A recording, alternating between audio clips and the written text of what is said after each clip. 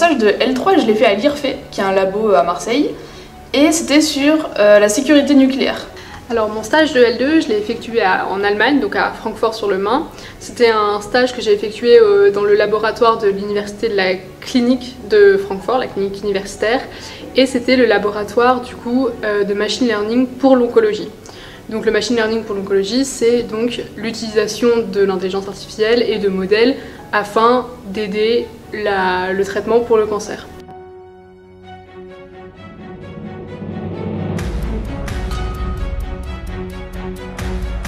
Donc en gros, tu as ta centrale nucléaire, et nous on s'est concentré à ce qui se passe au cœur de ton réacteur et ce qui se passe quand il y a un dysfonctionnement, et nous celui qui nous intéressait c'était la surchauffe du système.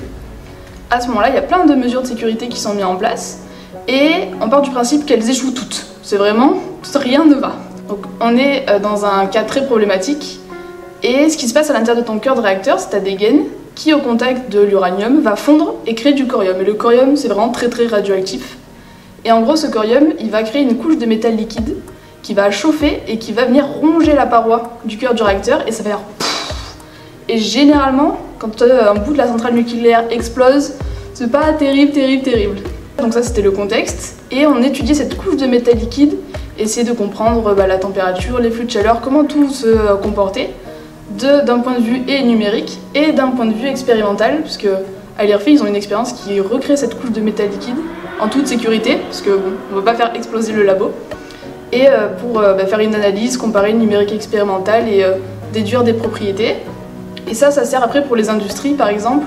Elles peuvent, en fonction des résultats qui sont tirés, adapter l'épaisseur de la paroi du cœur du réacteur pour qu'il puisse résister même à des gros problèmes et des gros surchauffe du système.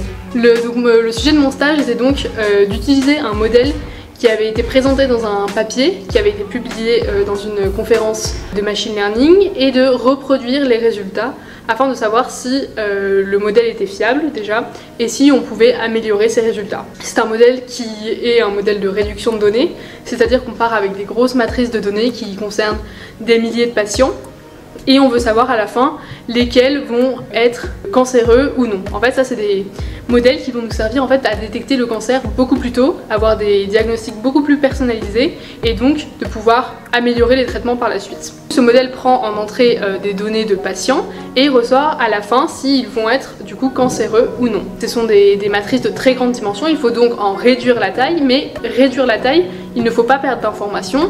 Et il faut garder les informations nécessaires parce qu'une fois qu'on perd l'information, on ne peut pas la reconstruire. C'est donc ça l'importance de ces modèles.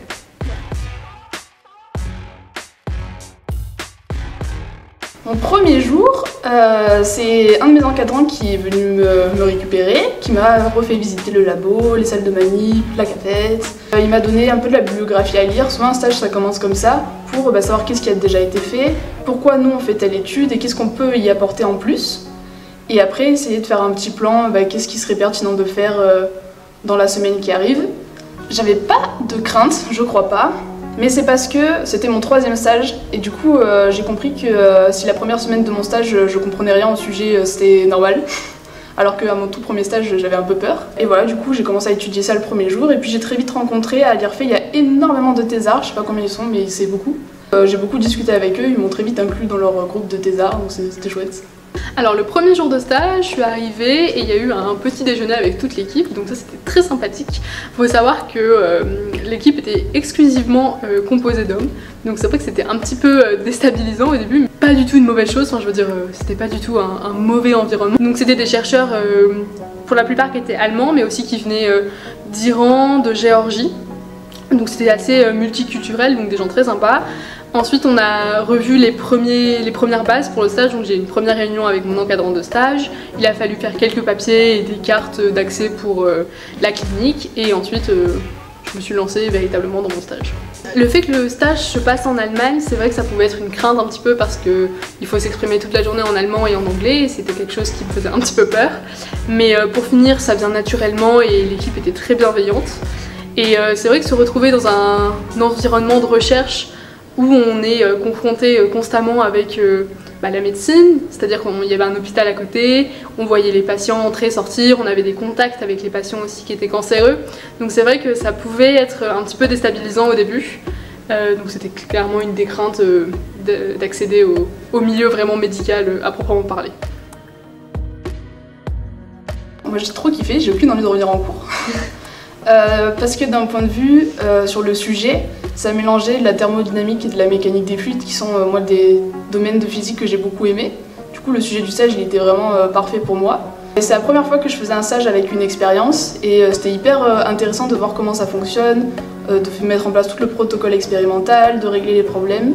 Il y avait une super bonne ambiance avec les chercheurs, avec les thésards et je me sentis très bien de là-bas.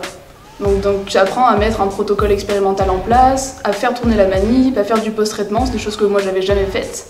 Et puis il faut un peu bidouiller, par exemple à un moment on a eu une fuite, et du coup pour la fuite il a fallu remodéliser, réusiner une pièce, il a fallu aller à Weldom acheter des trucs, enfin c'était très essayer de réparer les erreurs. Et maintenant je sais faire la différence entre une fraise et un fourré et ça c'est stylé. C'était la première fois que c'était un stage expérimental et ça m'a vraiment plu de pouvoir manipuler, de pouvoir voir ce qui se passait et tout. Je trouve que c'est un côté très ludique et du coup tu comprends mieux ce qui se passe. C'est chose que j'avais pas dans mes anciens stages et donc ça j'ai vraiment envie de continuer dans les sciences et la recherche avec de l'expérimental. Alors mon stage s'est super bien passé, le stage a duré 1 mois et demi, donc 1 mois et demi dans ce laboratoire.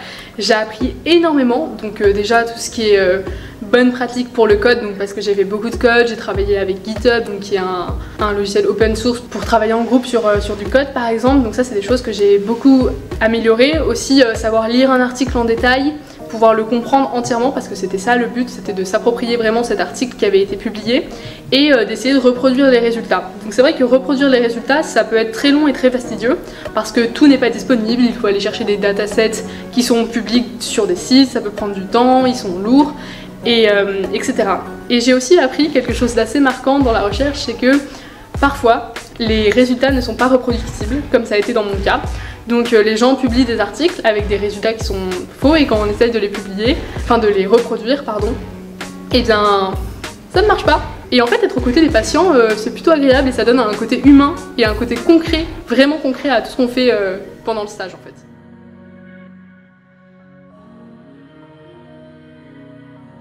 Dans mon stage je pense vraiment pas. Je pense que si j'avais été un homme dans ce stage ça se serait tout aussi bien passé. J'étais vraiment avec une équipe très bienveillante.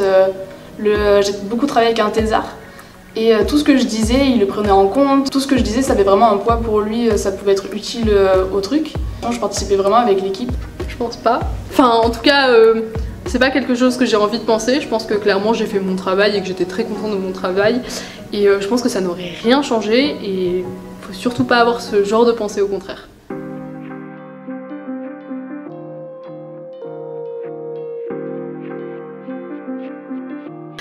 La première chose, c'est de croire en vous et de vous dire que si c'est les sciences que vous aimez, peu importe les sciences, peu importe la matière même que c'est, vous devez vous dire que vous avez confiance en vous et que si c'est la chose qui vous porte au quotidien et que vous avez envie de faire ça, il faut continuer.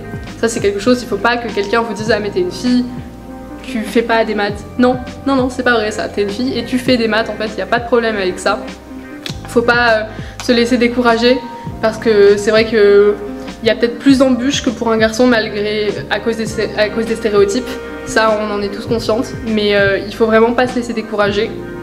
Et si vous avez des modèles, des gens qui vous inspirent, même pas forcément dans les sciences, mais il faut se dire que si elles l'ont fait, vous pouvez tout autant le faire et c'est important de croire en vous.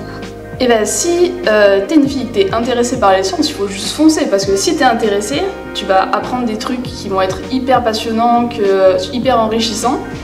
Et en plus, si t'es intéressé, c'est-à-dire que le matin, tu vas avoir envie de te lever pour aller travailler, pour aller étudier. Et avoir cette motivation le matin, être content de se lever, mais c'est le meilleur truc du monde. Et ça vaut bien plus que tous les clichés ou quoi qu'il peut avoir. Et donc juste, si t'es intéressé, bah fonce et kiffe.